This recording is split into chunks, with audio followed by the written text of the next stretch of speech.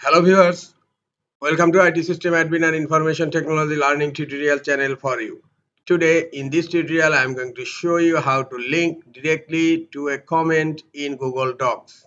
Sometimes it becomes very important for you, so don't forget to watch full video.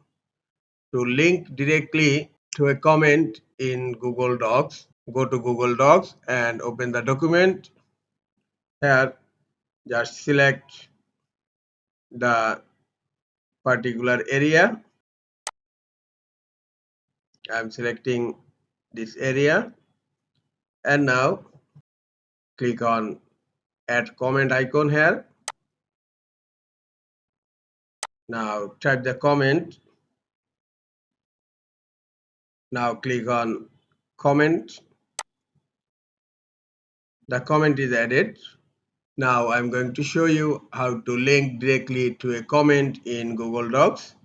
Just click on three dot icon on the comment and here you will find a option get link to this comment. Link copied to clipboard.